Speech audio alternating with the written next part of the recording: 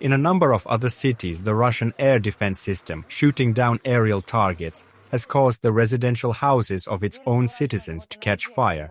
We'll talk about this and more with Roman Svitan. Roman, sincerely glad to see you. Glory to Ukraine. Roman, glory. We wish you all good health.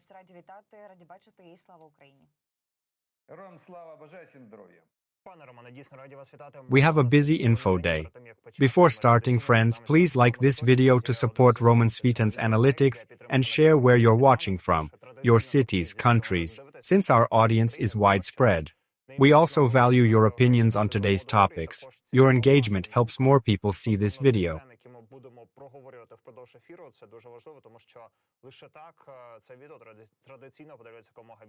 Roman, the Western press, particularly the Washington Post, reports that Donald Trump's 50-day pause creates a strategic advantage for Russia and Vladimir Putin's military. During this period, the Kremlin can strengthen combat positions, exert political pressure on European states, and establish closer military cooperation with China and North Korea. How do you assess such publications and whether such developments can really play into the hands of the aggressor?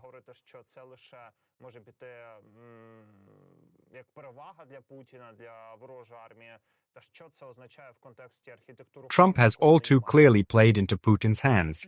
It was reported that Vladimir Putin requested a minimum of 60 days for the second wave of the summer military campaign, and the topic was discussed with Donald Trump. 10 days later, Trump announced that he was granting Putin 50 days. In fact, we are talking about the very same 60 days that had already been discussed. Someone clearly miscalculated.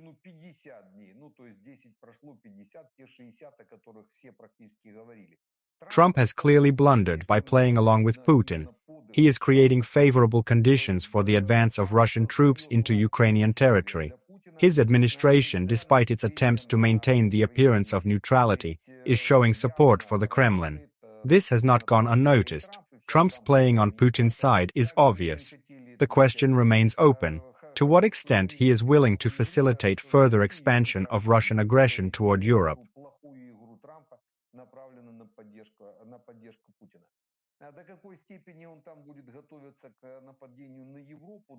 This is unlikely to happen in 2 months. The focus remains on fulfilling the main Russian constitution goal, capturing 5 Ukrainian regions: Crimea, Luhansk, Donetsk, Zaporizhia, and Kherson. Crimea and Luhansk are mostly occupied, especially after Ukrainian troops were pushed out of Bilohorivka. That leaves Donetsk, Zaporizhia, and Kherson under contention. During the second wave of the summer military campaign, Vladimir Putin will focus on the task of seizing Ukrainian territories, and Donald Trump will take no steps to prevent it. In fact, he has authorized it. So what's happening is what we've been talking about for the last 3 years. Ukraine has effectively been traded for a solution to the problem in the Middle East. That is the strategic exchange that allows Putin to continue the takeover. Roman China pledges to step up support for Russia after Donald Trump's tariff announcements, which are perceived as potential threats. This is detailed by The Telegraph. During a meeting with Sergei Lavrov in Beijing, Chinese leader Xi Jinping emphasized the importance of strengthening mutual political and economic support between the states. Recall, Lavrov before that visited also the DPRK. In the context of the visit to China, the issue of not only political coordination, but also possible military cooperation, including the transfer of weapons to the Russian Federation, is relevant. No one but our government doubted that China was behind Russia's actions. Already since 2022, it has become obvious. Vladimir Putin acted as a puppet directed by China against Europe, starting the aggression with Ukraine. Estonia and Latvia may also be ahead. Not yet, but such plans exist. China, of course, will protect and support its ally. In difficult times, it has lent a shoulder, started buying oil at fixed prices, and thus preserved Russia's economic stability.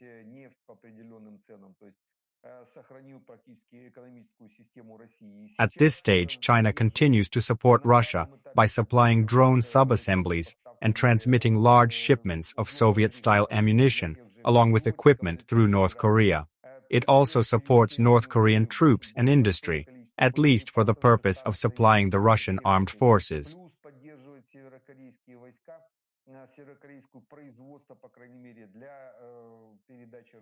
Everyone realizes this. Only our office initially paid attention to China's involvement, while others focused on logistical routes for several years without noticing the obvious. Many people assumed that the sub-assemblies were coming from Iran, as if that was in someone else's interest.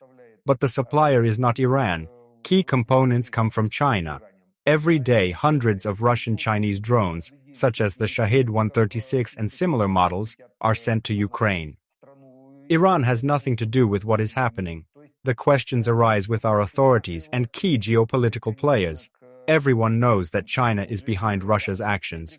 So far, no one has imposed real sanctions against China or worsened relations with it, hoping that the situation will be resolved without its explicit involvement. One cannot hope for this. China is directly involved in the war against Ukraine and Europe.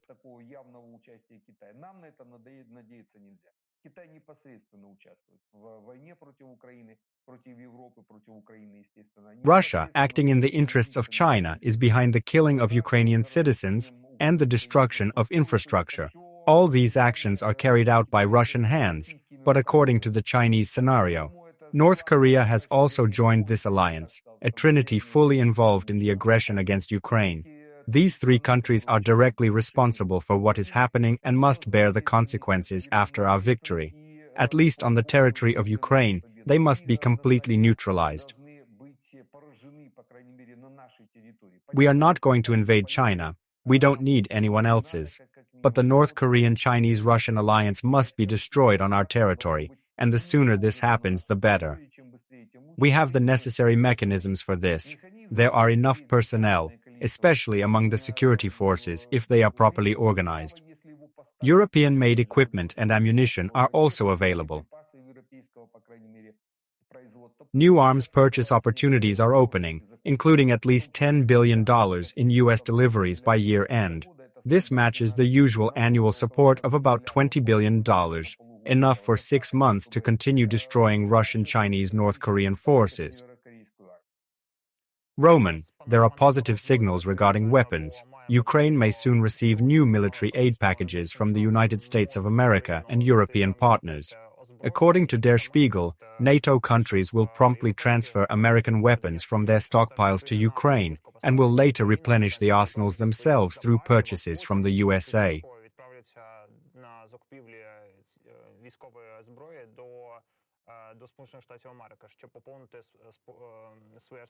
Roman Western media report Germany, Finland, Denmark, Sweden, Norway, the UK, Netherlands, and Canada joined the first arms deliveries to Ukraine.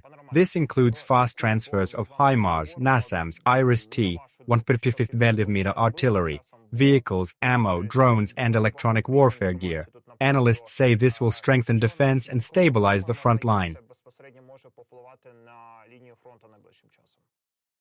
If we are talking about American weapons supplied through European mechanisms, we are talking about a standard set that we have been discussing for several years. First of all, these are missiles for HIMARS multiple launch rocket systems used with our launchers. There are about 50 such launchers available, and it is possible that this number will be increased. There are hundreds of launchers concentrated in Europe, which are unlikely to be utilized by most European Union countries in the near future. Additional HIMARS launchers and M30, M31 missiles, effective against Russian rear infrastructure, may be received. Recently, ammunition depots, command posts, and headquarters have been targeted. Such missiles are urgently needed in large quantities for ongoing success.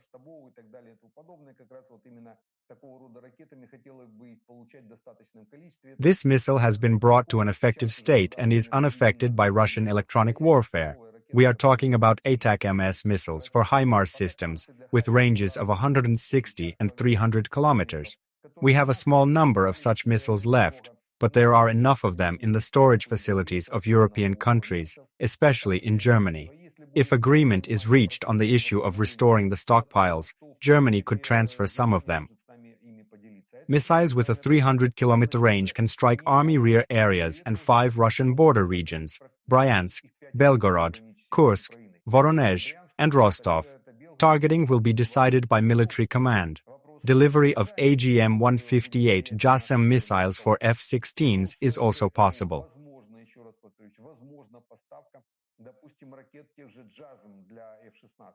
Ukraine received F-16 fighters with AIM-120 and AIM-9 missiles.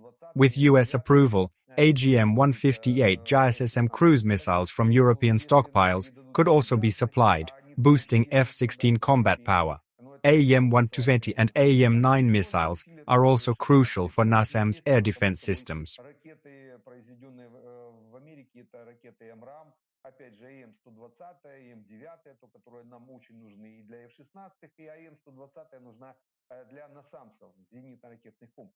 European partners can cover our needs for supplies of missiles for Patriot surface-to-air missile systems, PACI-2 and PACI-3, which are now being consumed at a high rate.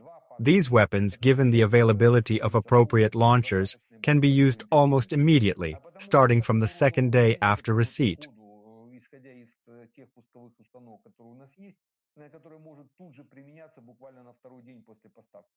I believe that the European institutions have already received confirmation, given that Johannes Rühl met with Donald Trump, and they discussed the rebuilding of the depots that were emptied after the arms transfer to Ukraine. This sets the stage for further deliveries that we may receive, and we will discuss them with you. This will immediately become apparent in the intensity of the use of American weapons and the range of their strikes on Russian rear areas. Let's wait. In the next week and a half, it will become clear whether the relevant processes have been activated. Roman, according to the Washington Post, Ukraine may be authorized to use 18 ATACMS missiles with a 300-kilometer range. These missiles are already in Ukraine, and new aid may include more. You mentioned M142 HIMARS and missiles like GMLRS and ATACMS, likely referring to those kept in reserve, awaiting formal approval. Their use could significantly impact the front, especially against enemy rear areas and logistics. When using ATACMS missiles, we did not exhaust the entire arsenal. An inviolable reserve was kept, calculated according to established ratios. This is probably what was meant. There is a reserve for critical situations. Now that the possibility of delivering additional ATACMS missiles has been confirmed, these reserves can be supplemented.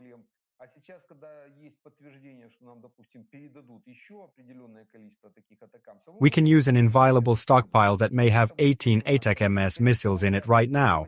That's probably the exact 18 or 17 that Donald Trump mentioned when he talked about Patriot missiles. The numbers are too close to be a coincidence. 18 ATACMS and 17 Patriot. Perhaps those are the munitions he was referring to. Let's see soon. There is an opportunity to use them on Russian rear areas.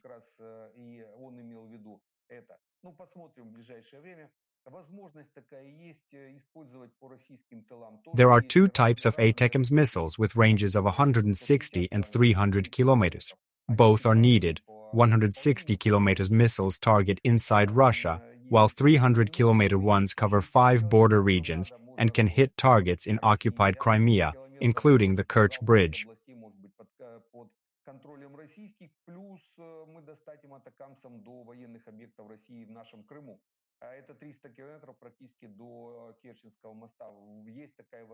In the near future, if it is indeed a question of lifting restrictions on the use of ATACMS missiles, it should be kept in mind that the restrictions do not concern range, but the number of munitions stored in the inviolable stockpile, as well as their supply. As soon as these mechanisms are unblocked and ATACMS stockpiles in European countries begin to recover, there will be an opportunity for large-scale use. We will soon use the ATACMS missile stockpile. About 24 missiles with a 160-300-kilometer range will target Russian military sites. The Russian military's reaction will confirm the strike's effectiveness by revealing the damage. Roman, you've often predicted the defeat of the Crimean Bridge and strikes on Moscow. Friends, share your opinion in the comments. Should priority strikes target the Crimean Bridge, Moscow, or other military and logistical sites in Russian-occupied territory?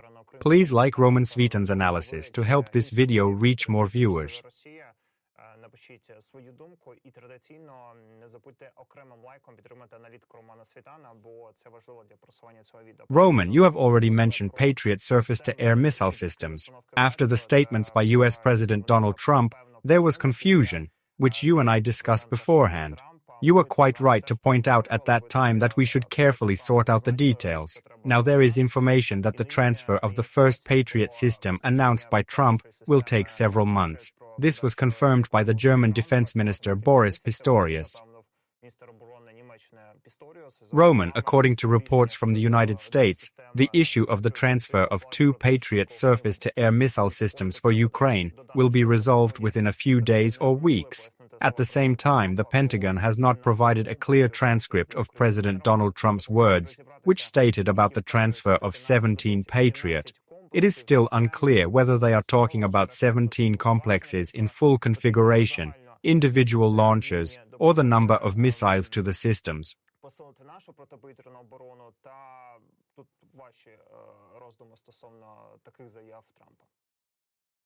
There is a clear timeline for the transfer of Patriot air defense systems. One battery requires up to 90 service personnel to train its operators, which is equivalent to the size of a company. Training takes more than a month, so the entire process is time-consuming.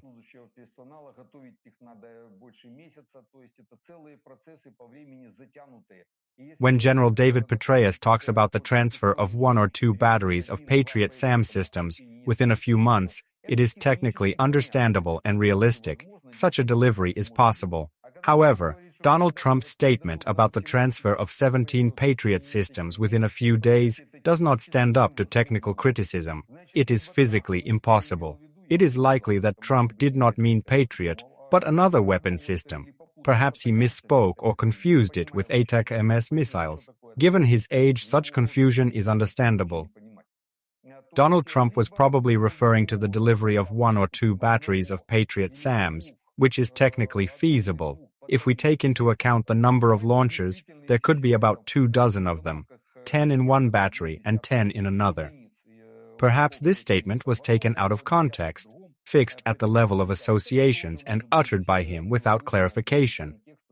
It is difficult to say how his associative center in the left temporal region functions at the age of 80. Age-related speech impairments can affect the accuracy of language, and this is something to consider. Therefore, there is no point in over-analyzing Donald Trump's statements, especially when it comes to acronyms, numbers, or weapons names. He is not versed in these matters. It is not worth embarrassing him, and it is not advisable to waste time deciphering random statements. Some news agencies broadcast such phrases without verification, although they often do not make sense.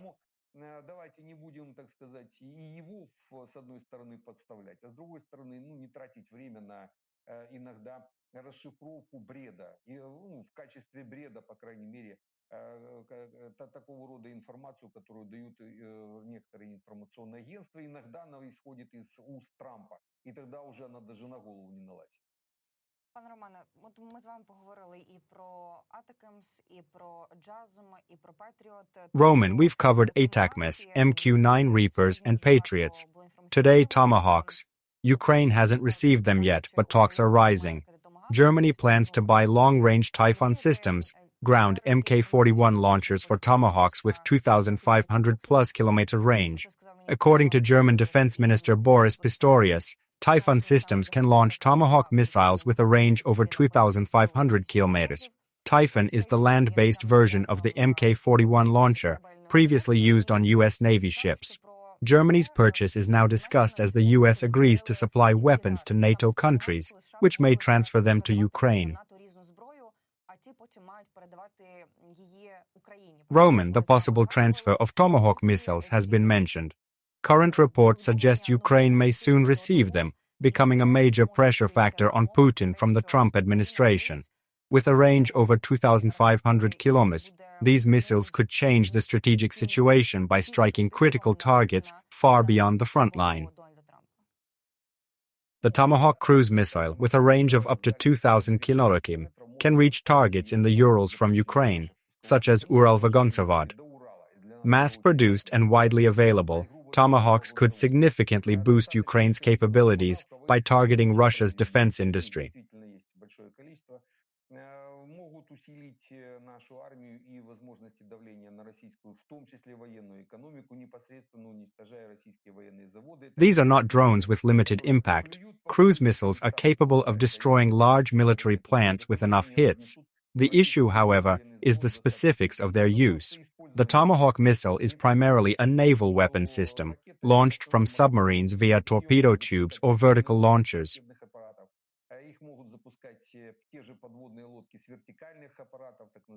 The Mk-41 launchers are shipboard vertical launch systems, each containing 64 silos.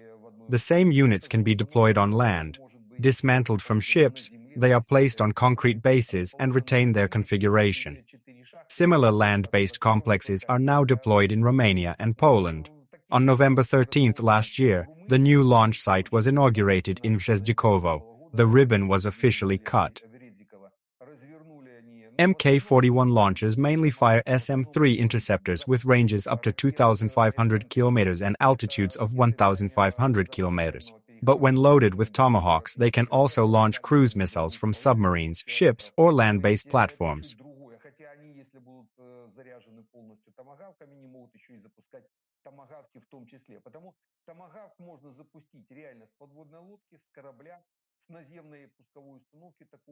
We do not have such systems, and none of them are expected in the near future.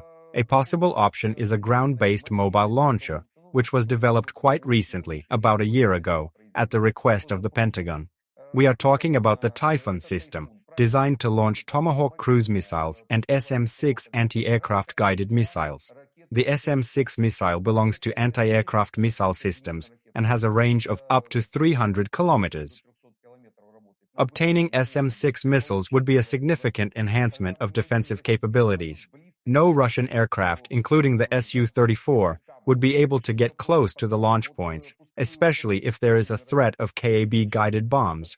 The issue of neutralizing such threats can be addressed through the delivery of Typhoon mobile launchers designed to launch SM-6 and Tomahawk missiles. With hundreds of such missiles, Russian tactical aviation could be effectively suppressed, and Ukraine's air defense and strike capabilities could be strengthened. The Typhoon launcher supply is being worked out through Germany, which has sent a request. Since Germany doesn't critically need them due to its own defense setup, the systems could soon be redirected to Ukraine.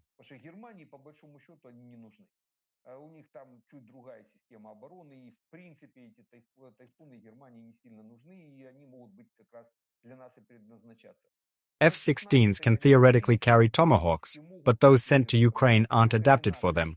However, they can use AGM-158 JASSM missiles, which are vital. Getting F-16s with JASSMs would greatly boost Ukraine's strike power. The F-16 fighters transferred to Ukraine are not capable of launching Tomahawk missiles because they are not equipped with the appropriate equipment, and their pilots have not received specialized training. Receipt of modernized F-16s with such capabilities is unlikely. A more realistic option remains the delivery of Typhoon launchers designed for the Tomahawk. From a decision-making perspective, it is unlikely that Donald Trump would approve a Tomahawk transfer under the current administration. If instead of Michael Witkoff, Keith Kellogg, Michael Waltz, and other representatives of the current administration, Donald Trump's first team, John Bolton, Mike Pompeo, had returned to the White House, believe me, they would have made a decision in seconds. Ukraine would have already received mobile Typhoon launchers, F-16 fighter jets capable of launching Tomahawk cruise missiles, and the Tomahawk missiles themselves. So there is hope for a change of command, and that process is slowly beginning. Donald Trump has stepped back from politics, and some Israeli figures have left his team. Michael Witkoff is likely to lose influence due to his failed Middle East efforts. If Pompeo and Bolton return, we may see renewed push for solutions, including Typhoon launchers and Tomahawk deliveries.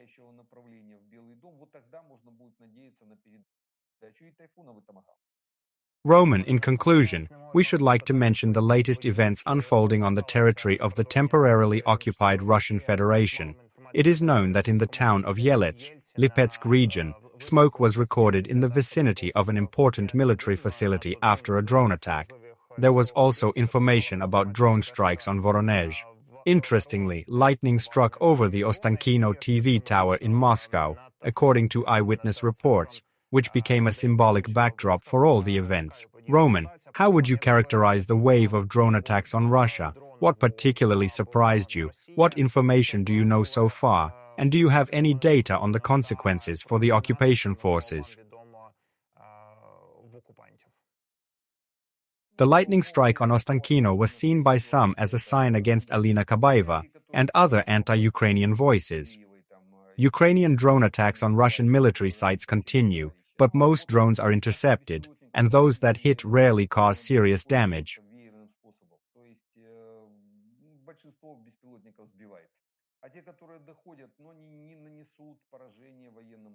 Destroying energy infrastructure is vital. It powers systems for KAB bombs, Iskanders, Lancets, and Hero 400s. But the current scale of drone use isn't enough to seriously damage these targets.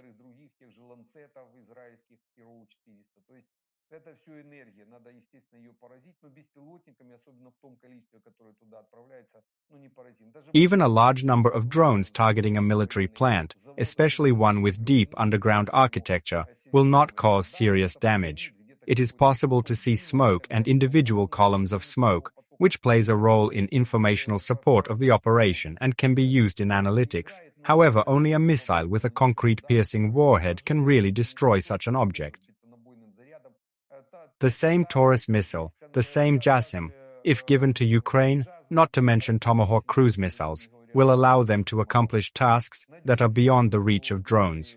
One cannot hope for serious results from drone strikes on military facilities. However, they can be effectively used in 2 or 3 directions. First of all, against Russian oil infrastructure. One drone can cause a fire at an oil depot, refinery, or oil storage facility. Even 1 or more attack drones can damage Russian aircraft, especially if they are deployed in an open area without shelter. Drones can also enter Crimea from the sea to hit military facilities on the coast, or to provoke Russian aircraft sorties. In this case, Ukrainian surface-to-air missile systems deployed on Magora-type uncrewed boats, designed by the Ukrainian Defense Ministry's Guru, come into play.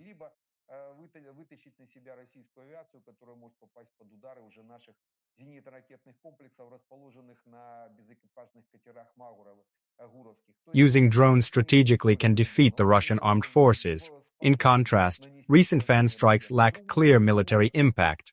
These attacks seem aimed at creating an image rather than achieving real results.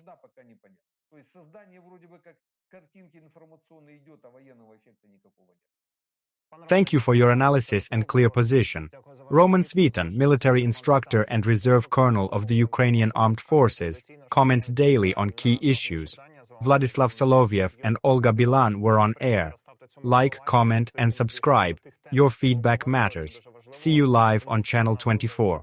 Це знаємо. Також не забувайте і про підписку та побачимось в ефірі на 24-му. До свидання.